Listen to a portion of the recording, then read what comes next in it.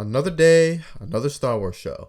So, The Acolyte just finished its run on Disney Plus, and oh boy. As I mentioned in a previous video, I wanted to wait till the show was done to give my honest opinions on the show, though frankly, a lot of what I'll be talking about here has more to do with the complete mismanagement of Disney and Lucasfilm rather than the show itself. Because regardless of your thoughts on The Acolyte, I think we can all agree that there is a huge problem with the way Star Wars is being run. The overwhelmingly negative reaction this show has gotten is indicative of a wider problem with Disney, and if the company ever wants to profit off Star Wars long term, they're going to need to make a lot of changes. Now, I'll be defending Leslye Headland to some extent here, so if that's going to bug you, then don't watch this video. I'm also not going to be super nitpicky on certain writing or editing choices because, to keep it $1.50, I don't really care for that kind of stuff. I mean, I enjoyed Black Adam and The Flash Season 9. Yes, please destroy me in the comments. The point of the video also isn't really to critique the finer points of the show. I mean, plenty of videos have already done that. What I aim to do is to explain why I think the show was doomed from the start, even in a theoretical timeline where the show was amazing. So I want to start this video out by saying I think Leslye Headland got the short end of the stick here. Contrary to what many will probably say, she seems like a huge Star Wars fan. In a New York Times article, she talks about how Star Wars was a light during her teen years. She'd read Heir to the Empire, collected action figures, and even got a Ralph McQuarrie concept art tattooed on her. It's why I rooted for this show and have been reluctant to trash it, because if I had the chance to make a Star Wars project and I failed, it would be world shattering. It's for these reasons I don't believe Headland, had it out for the fans or wanted to destroy Star Wars. Why would she do that when her childhood was practically saved by it? I just have to say, it is such an honor to be here. Star Wars saved my life. I know that I think the biggest inspiration for me was Darth Treya in Knights of the Old Republic 2, a character that when I first encountered her playing the game, I was really blown away by her characterization as well as the journey that she took the protagonists through. Thank you for having me. Thank you all so much for being here. Thank you so much. Almost every clip or quote I've seen of hers, she just seems like a huge fangirl. Headland was either crutched by executives or just misinterprets Star Wars lore. I think both can be true here. With that, I think we can divide all the issues of The Acolyte into several parts. First, the Disney Plus problem. So, Disney Plus has a stupid system of limiting their shows to 6 to 8 episodes. I presume this was a decision under the Bob Chapek era in order to pump out as many shows onto their platform as possible. This is unfortunately something that has kind of, seeped its way into other streaming platforms. On Disney Plus, the only shows that have done well under this system were The Mandalorian and WandaVision, since they were episodic series. I normally would count Andor since that show is the GOAT of Star Wars, but for one, it's 12 episodes, so it already breaks the regular formula.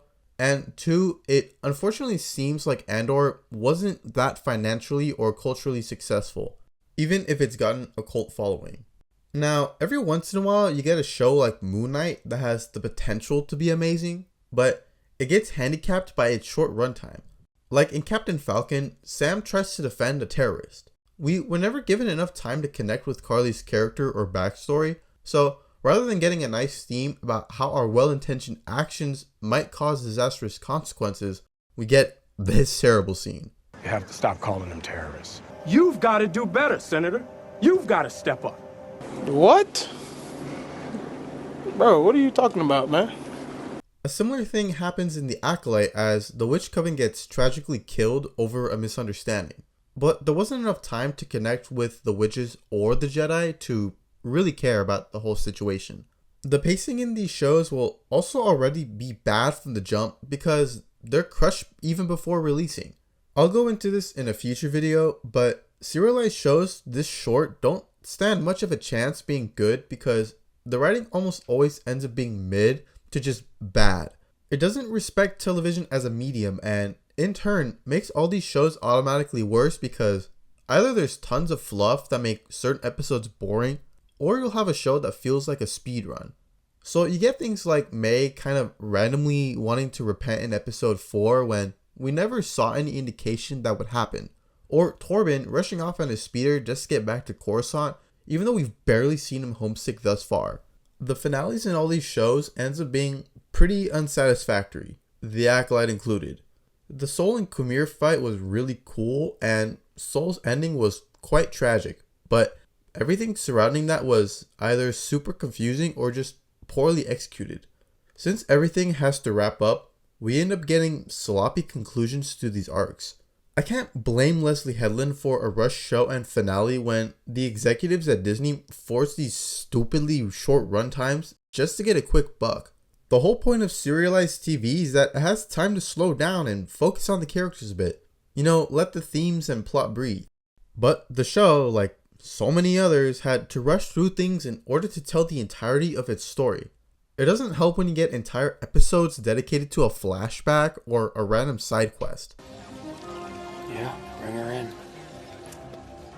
It's not gonna work. It's just gonna destroy everything. Please help me close it. I can make it. What the hell are you talking about? Who are you talking to? What the hell does this have to do with anything? Tell me what's happening! Number 2, the Lucasfilm Problem. I believe Kathleen Kennedy is the biggest problem with Lucasfilm right now. The culture around Star Wars has been pretty terrible ever since The Last Jedi. Now, yes, there's a fair share of blame to go around the heads of some of these projects, most notably Rian Johnson and Leslye Headland, but at the end of the day, Kathleen Kennedy is the one who greenlights these projects. Aren't bosses supposed to review their products before they're launched? That seems like a pretty fundamental rule as a leader. But we've seen time and again that the executives at Lucasfilm completely ignore what happens on these projects, and we end up getting absolute garbage. Oh, no. That ain't right. Kennedy's direction at Lucasfilm has completely destroyed any good faith both fans and the general public had for Star Wars. How many times have we seen directors fired for quote-unquote creative differences, even after a movie is practically done filming? How many projects have been announced and just disappeared for no explicable reason? How many times have we seen stupid decisions made in projects that realistically never should have made it past the writing room? Somehow Palpatine returned. Why are we still here? Just to suffer. Now, I don't personally think The Acolyte has made too many stupid decisions, at least on the level of the sequel trilogy or the Book of Boba Fett, which I'll talk about later.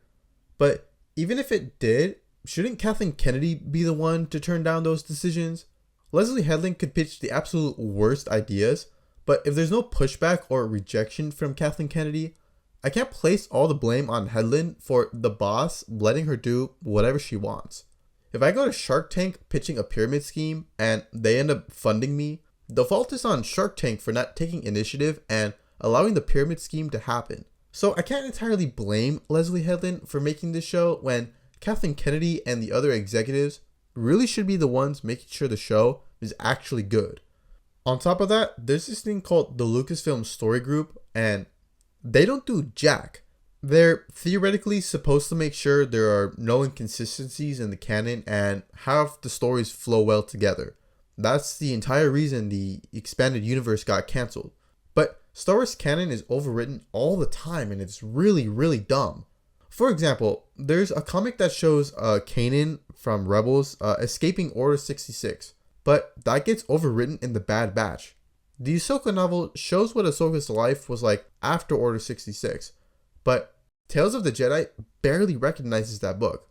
And for some reason, Mandalorian Season 3 claims Bo-Katan is fit to rule Mandalore, when we've seen time and again she's a terrible leader and a literal terrorist.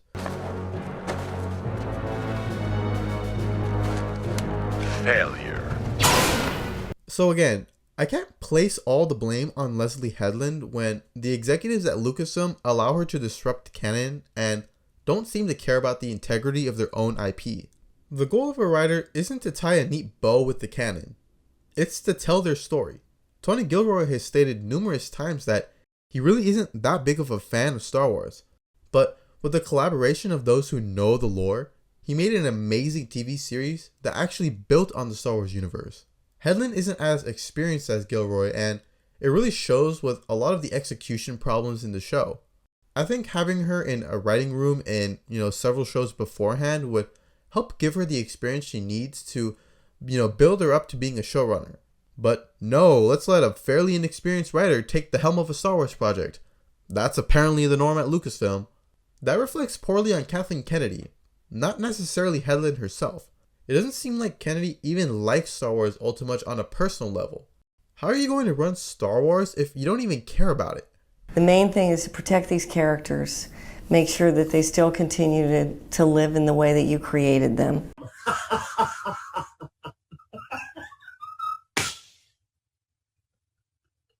Number 3, the prequel problem. I'm probably gonna get a lot of hate for this section. Let me be clear. I'm not saying, the prequels are, absolute garbage. Revenge of the Sith is one of my favorite movies. I love both of the Clone Wars animated shows, and I think blaming George Lucas is a pretty dumb way to defend Disney-era Star Wars. But I think this new wave of prequel appreciation within the past couple of years has kind of overblown the problems those films had. Because as we've seen with projects like The Acolyte, the Jedi haven't been portrayed very positively in a long time. I don't know if it's an execution problem or maybe the wrong time, but the prequels presented quite a few issues within the Jedi Order, purposefully or not. Many people see the Jedi as warmongers, stoic, against any sort of emotion or feeling towards another, naive or stupid to see a Sith Lord was in front of them, and too closely tied to a political government. I mean, whether or not these things are true, many fans, including hardcore ones, actually believe these things.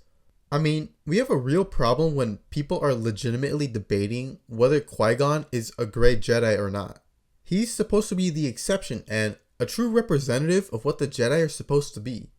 The weird thing is, I actually really like the Jedi way, and it's deepened my personal faith. But it's taken a lot of deep reflection to do so, which, let's be real, not everyone's gonna do. I think the prequels were too vague with their message, leaving room for really wrong interpretation. Many Star Wars stories since the prequels have doubled down on this, such as the KOTOR games. The Jedi, with their damnable sense of overcaution, would tell you love is something to avoid. The Clone Wars animated series. What do you mean? I'm sorry, citizen. These matters are for the Council to discuss. The sequel trilogy. The Jedi are romanticized, deified. But if you strip away the myth and look at their deeds, the legacy of the Jedi is failure, hypocrisy, hubris. That's not true. At the height of their powers, they allowed Darth Sidious to rise, create the Empire, and wipe them out. It was a Jedi Master who was responsible for the training and creation of Darth Vader. Probably worst of all is the story explaining the origin of the Jedi, which says that true balance is equal parts light and dark, which is completely against George Lucas's vision. So when Leslye Headland delves into these topics, I can't entirely blame her because almost every piece of Star Wars media since the prequels have portrayed the Jedi to be flawed in some way. Bring in the flamethrowers!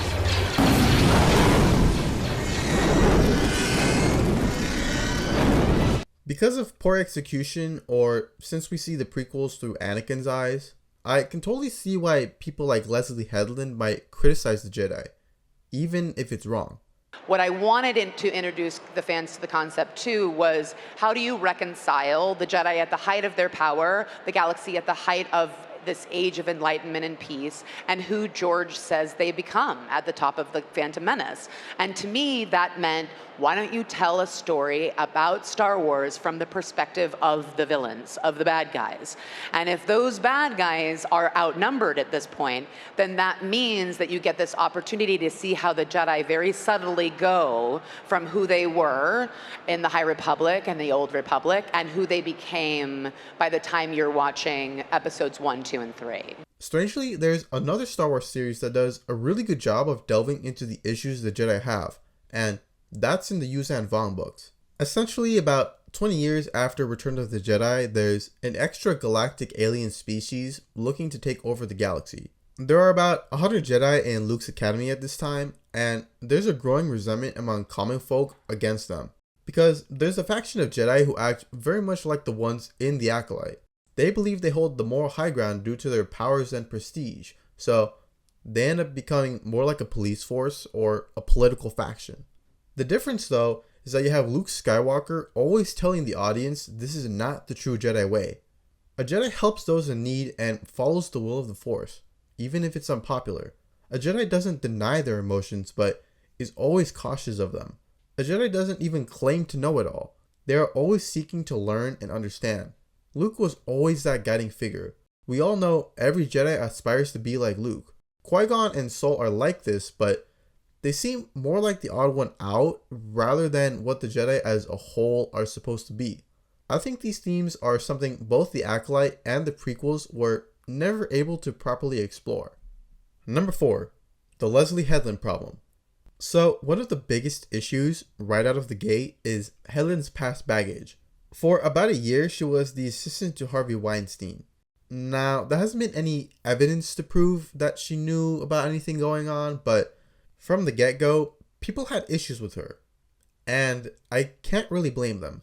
The Acolyte also had a terrible marketing strategy. You got guys out here saying Anakin destroyed the Death Star, and that's why Star Wars has always had morally gray stuff. A lot of the people calling fans sexist or racist for not liking the show has also gotten pretty ridiculous. Yes, there are people who go way too far, trust me, but it's only because people who work at Lucasfilm continue to trigger fans. I'm not sure how much of all this I blame on Leslye Headland herself, since I haven't seen anything that she said directly in retaliation to fans, but she's still the showrunner, and the actions of the cast kind of reflect how things might have been on set. Also, whether or not you believe the Acolyte is woke propaganda, it's obvious Headland injected some of her belief system into the show, specifically when it came to being part of the LGBTQ+ community. In a time where it seems like so many projects are trying to force feed you their political opinion, people are tired of politics in their entertainment. You need a really good writer who can showcase their beliefs in a natural way without making one side an enemy. I wouldn't consider the Acolyte propaganda. At its core, the show is really about what happens when we let our emotions and beliefs cloud our judgment. We make irrational choices and it can lead to tragedy. But while I could tell what Headland was trying to do, it was very messily done, and I can't fault anyone for not seeing this theme. There's a lot of writing issues that don't have anything to do with the pacing.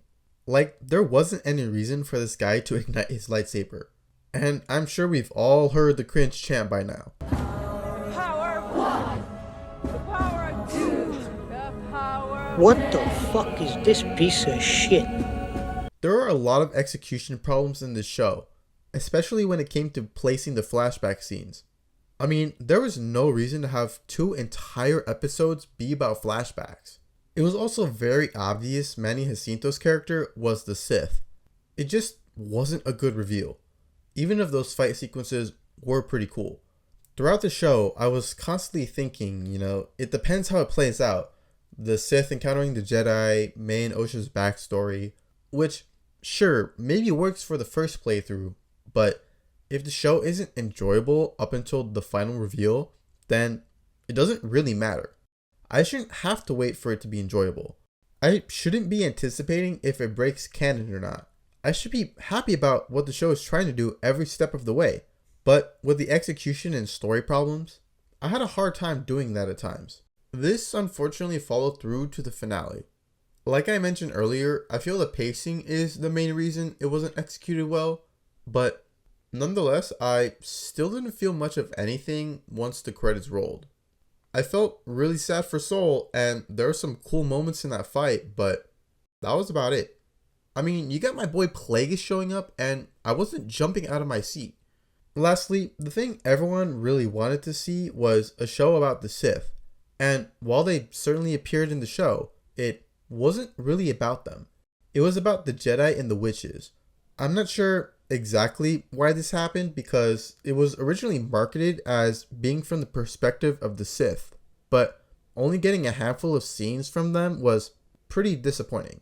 I feel like there was a change in the story somewhere down the line.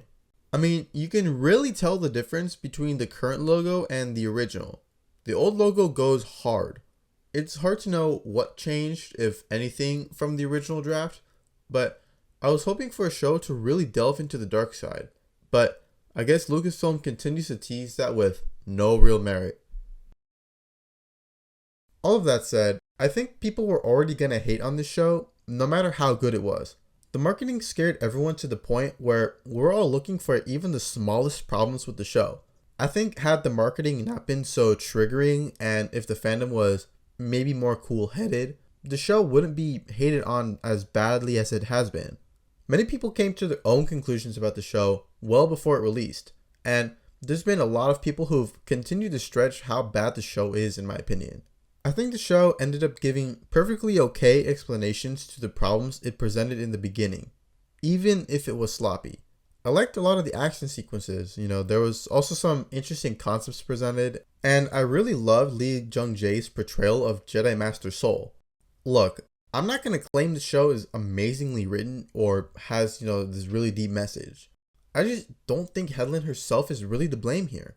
There's been a lot of people mocking Headland online as she's the showrunner, which I suppose is par for the course.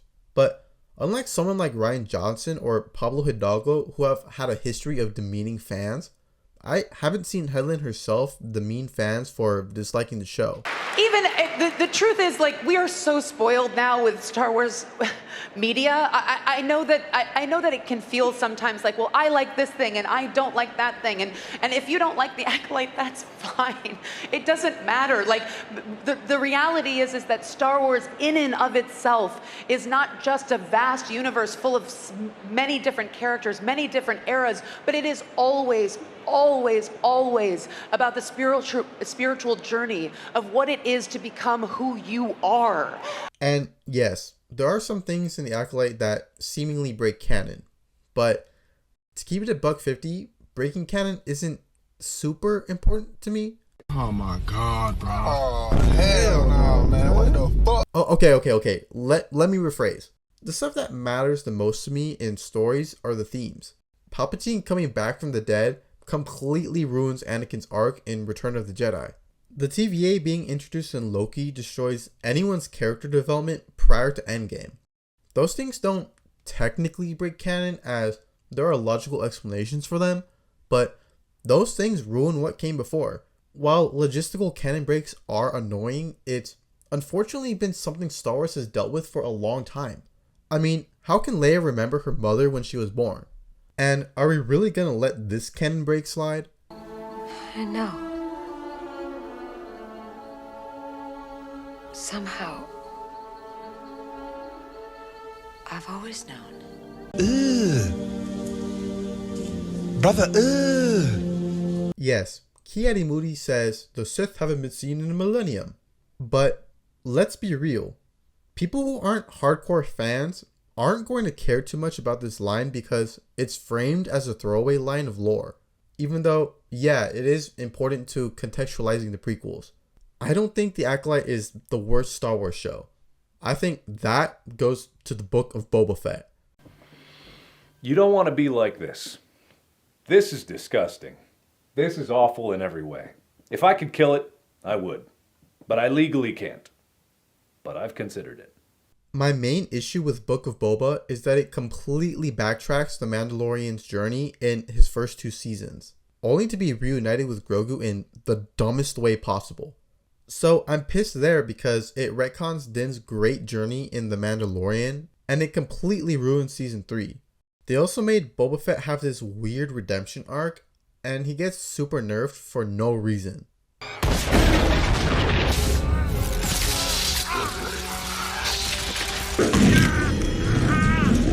We know who you are. Go back to your palace. You're a crime boss. Just like the rest of them. I might be able to help with that. Oh, okay, little guy. I'm happy to see you too. Hear me and hear me good. I'm here to double down. That shit is a two-pack of ass. The fuck are you talking about? That shit stinks. But the show doesn't break canon. Something like this annoys me much more than, say the Holdo maneuver in The Last Jedi, which, yeah, breaks canon, but again, it's just something dumb that they added to the movie, but I kind of just forget about it. Sure, is it dumb that the Jedi are facing the Sith 100 years before the Phantom Menace? Yeah, but I feel this is more of a logistic retcon, not a thematic one. The Acolyte doesn't actively ruin the prequels. Even if you think it's lore breaking, you can still go back and enjoy the prequels in the same way, unlike the Book of Boba, which actively ruined the Mandalorian's production. So, I enjoyed the Acolyte. I'll rate it a 6.5 out of 10. As I mentioned earlier, I really love the fight sequences and anything with Jedi Master Soul. I also appreciate the show had the guts to kill off a lot of the main characters. Even though there were a lot of pacing and writing issues, I can tell what it was aiming to do, and it had heart, which is not something I can say for every show. I've seen my fair share of terrible, really trash shows, and I really don't think The Acolyte was on that level of bad. Not great by any means. I wouldn't watch it all the way through again, but enjoyable enough while I watched it. I think it's better than the Book of Boba Fett or Obi-Wan. And I care way more about these characters in The Acolyte than the ones in the Bad Batch. Except Crosshair. He's the GOAT. But here's the thing. My opinion doesn't really matter here. At the end of the day, while The Acolyte had a lot of great concepts and themes, it was ultimately held back with its poor execution. The theme for the Jedi is that you can have the best of intentions, but your actions don't always lead to good outcomes. Great theme, but with the bad pacing and questionable dialogue trees, it can often come off more like the Jedi are evil or dumb. Osha and May's stories are interesting on paper, but with the speed running, it can feel a bit convoluted and contrived at times. Exploring the light and dark is central to Star Wars, and when done well, offers the best types of stories in this galaxy far, far away. So when a project like The Acolyte writes its themes poorly with a vague message or seemingly contrary to what Star Wars has stood for, people get upset. As much as I've personally enjoyed The Acolyte, and as much as I'll defend Leslye Headland as a creator, this show is indicative of a larger problem, not just with Disney or Star Wars, but media in general. People have lost trust in franchises because time and again, we see studios out of touch with their fans and blaming them when things go wrong. We also see writers severely crushed with the modern streaming landscape, not allowing for fresh new ideas. Projects and purchase prices have become way too expensive. Hollywood is not in a good state right now, and it's because people are tired of the way things have been run. And they're checking out. Star Wars has meant so much to so many people. We shouldn't see a premier franchise in this state. A state where, at best, fans are mad with a new project, and at worst, don't even care to watch it, even when it's good. It's time for a change. Disney has to change the way they make these shows. Disney needs to fire Kathleen Kennedy. I know she's supposed to represent women's success in Hollywood, but do we really want that person to be someone who encourages belittling people, doesn't respect the work that's come before, and does a poor job of managing her company? I don't think so. I don't think so.